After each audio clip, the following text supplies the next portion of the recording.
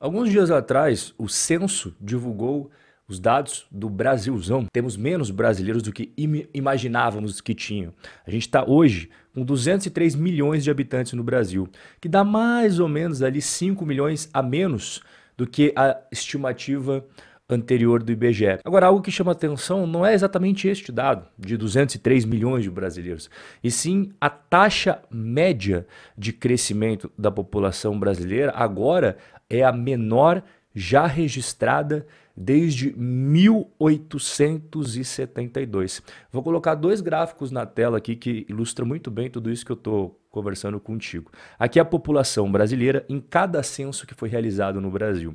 Então o primeiro foi lá em 1872, a gente teve realmente aqui uma explosão demográfica no Brasil e repare que de uns anos para cá o negócio veio desacelerando. Não significa que parou de crescer, significa que a taxa de crescimento ela vem entrando em declínio, como mostra o segundo gráfico. Essa é a taxa média anual de crescimento da população brasileira. Repare aqui, ó, como vem uma desaceleração bem impressionante. Chegamos ao menor número desde o primeiro censo. Isso daqui tem impacto direto, por exemplo, no sistema previdenciário brasileiro. Eu já expliquei em bate-papos anteriores que o sistema de previdência social brasileiro é uma pirâmide. Você precisa de um monte de pessoas entrando na base dessa pirâmide para sustentar quem está aposentado lá no topo da pirâmide. Acontece que este tipo de modelo previdenciário, ele depende que cada vez mais pessoas entrem na base da pirâmide. Não é muito diferente de uma pirâmide financeira, não. O que acontece quando você tem esta mudança demográfica aqui no Brasil, né? Inclusive, daqui a não muitas décadas, vai inverter. Você vai ter muito mais pessoas idosas do que jovens no mercado de trabalho.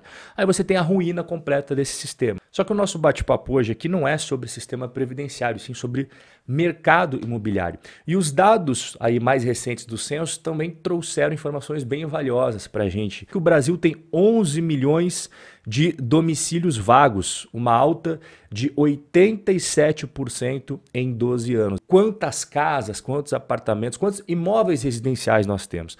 Nós temos 90 milhões. E desses 90 milhões, 12%, que dá ali 11 milhões, estavam desocupados. E até enganchando com essa informação, eu quero saber como está aí onde você mora.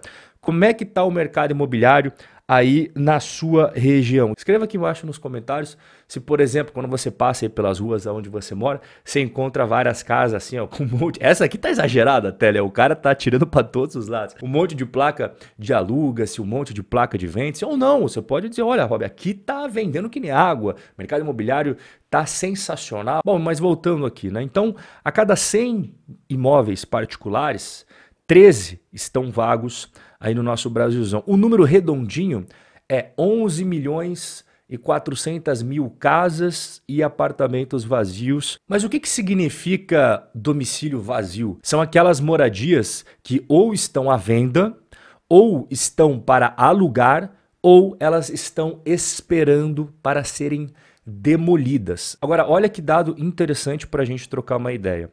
O número de pessoas morando no Brasil, população brasileira, de 2010 para 2022, subiu quanto? Subiu 6,5% nesse período. Beleza, essa é a primeira informação. A segunda informação, o número de imóveis, de domicílios, né, de casas, de apartamentos. Neste mesmo período, ele acabou subindo 34%. Ok, esta é a segunda informação. E aí a gente combina tudo isso com a terceira e última informação aqui, que é o quê?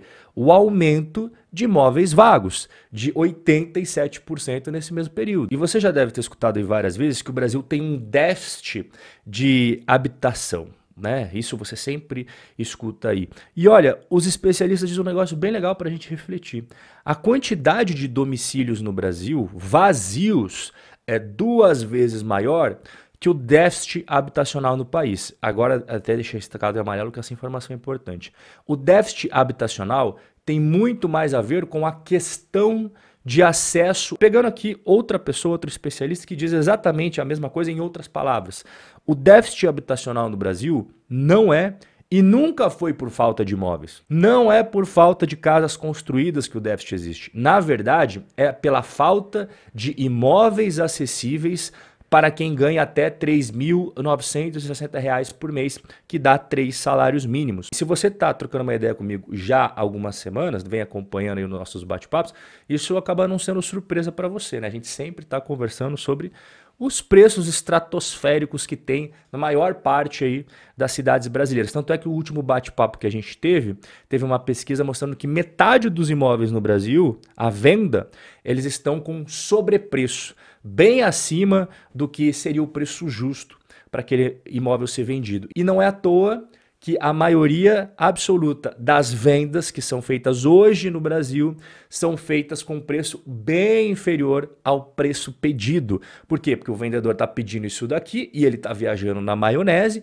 ninguém paga aquele preço ali, então ele começa a fazer reduções gradativas ao longo do tempo até encontrar algum comprador que aceite. Mas veja, ele começa aqui o preço e ele termina aqui com um grande desconto. E eu trouxe os dados para você, em alguns casos ali em São Paulo, descontos de 30%, teve casos no Rio de Janeiro de 20%, casos aí no interior do Brasil de também 30%, 40%, e não só apenas no preço da venda dos imóveis, no preço também do aluguel. Até mostrei casos que teve ali descontos de até 44% que o proprietário estava pedindo e o que o inquilino realmente pagou de aluguel. Bom, mas o que podemos esperar, levando em consideração tudo que a gente conversou aqui sobre a questão de imóveis vagos, sobre a falta de acessibilidade da população que recebe ali até mais ou menos R$ 4.000 por mês? O que a gente pode esperar com base em outros lugares que estão passando pelo mesmo problema e que já tem algumas políticas que podem ser inclusive bem polêmicas?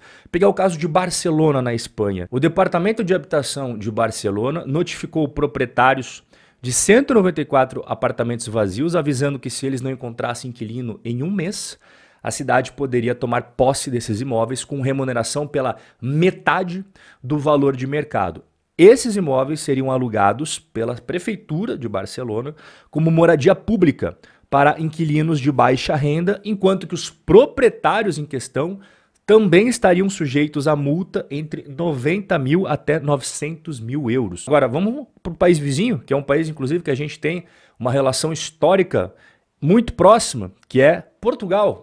O governo de Portugal quer forçar donos de imóveis vazios a alugá-los para inquilinos de longo prazo. Mudança é mais uma medida do pacote Mais Habitação, que tenta solucionar a crise imobiliária enfrentada pelo país europeu. Então isso é o que a gente tem como base o cenário no exterior. Não significa que o Brasil vá fazer isso, mas significa que essas ideias elas costumam ser copiadas pelos políticos e ser implementadas no Brasil, não raras vezes. Na verdade, a maior parte das coisas que você vê chegando no Brasil foi copiada de algum lugar no mundo e os políticos brasileiros acabam adotando em território brasileiro. Eu quero ouvir a sua opinião sobre tudo isso que nós conversamos e eu e você vamos nos encontrar no nosso próximo bate-papo, beleza? Forte abraço e até lá.